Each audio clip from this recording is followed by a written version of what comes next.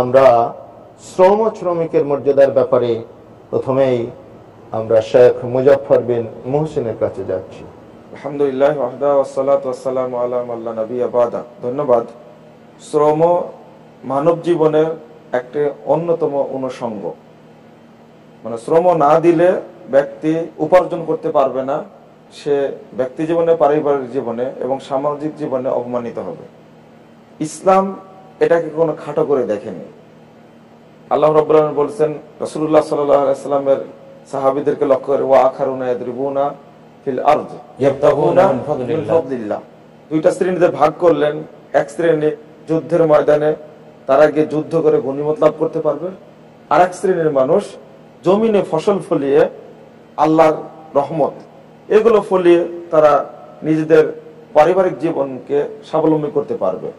আল্লাহ রাব্বুল আলামিন বলেছেন, লাইসা আলাইকুম জুনাহুম আন তাকতুবু ফাদলাম মির রাব্বিকুম। তোমরা আল্লাহ রাব্বুল আলামিনের অনুগ্রহ সংগ্রহ করবে, তালাশ করবে, এটা তো কোনো পাপ নেই, গুনাহ নেই, এটা মর্যাদার বিষয়। এটা মর্যাদার বিষয়, এটা আল্লাহর পক্ষ থেকে মর্যাদা একটা। সুতরাং ইসলাম কর্ম করতে বলেছে, কর্ম করা যাবে না, কৃষি কাজ করা যাবে না, ব্যবসা করতে হবে, ব্যবসা জীবনটা সবচেয়ে স্বাচ্ছন্দ্যময় জীবন। এই ধারণাটা প্রথম কারা নিয়ে আসলো? আবু জাহালের একটা উক্তি থেকে পাওয়া যায়। যখন রাসূলুল্লাহ সাল্লাল্লাহু আলাইহি ওয়াসাল্লাম মক্কা থেকে মদিনায় গেলেন এবং বদরের যুদ্ধ সংগঠিত হলো, তখন আবু জাহাল যুদ্ধে নিহত হয়েছিল। ইবনু মাসউদ রাদিয়াল্লাহু আনহু তাকে গিয়ে বলছে, তুমি না আবু জাহাল? এই কথা বলে তার মাথাটি কেটে নেওয়ার আগেই সে এই অবস্থাতেই গর্ব করে বলছিল, যদি আমাকে একজন কৃষকের ছেলে, আর ফাল্লাহ যাকে বলা হয়েছে, কৃষকের ছেলে না হয়ে যদি অন্য কেউ হত্যা করতো তাহলে কতই না ভালো হতো। সে আফসোস করে বলছে, মানে কৃষি কাজ করা তাদের কাছে ছিল অত্যন্ত অন্যায়। তারা চাচ্ছিল যে মানুষ ব্যবসা করুক, এই শ্রেণীটা উত্তম। এই শ্রেণী বৈষম্যটা জাহেলি যুগে চালু ছিল, এটা প্রমাণিত হয় আবু জাহেলের কাছ থেকে।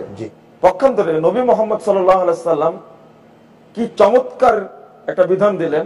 একদা একজন ব্যক্তি রাসূল সাল্লাল্লাহু আলাইহি সাল্লামের কাছ দিয়ে যাচ্ছিলেন, এমত অবস্থায় সাহাবা কেরাম বললেন যে এই লোকটি যদি যুদ্ধের ময়দানে তার শক্তিটা ব্যয় করতেন। তখন তিনি বললেন যে ওয়াইন কানা খারাজা ইয়াসা লিসিগারিন ওয়া হুয়া ফি সাবিলিল্লাহ। যে ব্যক্তি বের হলো বাড়ি থেকে, তার উদ্দেশ্য উপার্জন করবে তার ছোট্ট বাচ্চার জন্য, সন্তানের জন্য, সেটাও আল্লাহর পথে।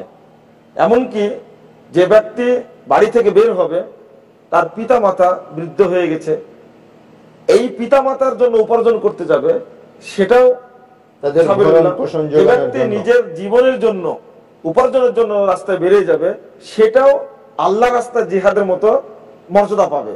এই যে কয়েকটা বিষয় বললেন রাসূলুল্লাহ সাল্লাল্লাহু আলাইহি সাল্লাম, এটাতে একজন ব্যক্তিকে কর্ম করার জন্য উৎসাহিত করা হয়েছে, নিরুৎসাহিত করা হয়েছে। শ্রমিকের মর্যাদা ইসলাম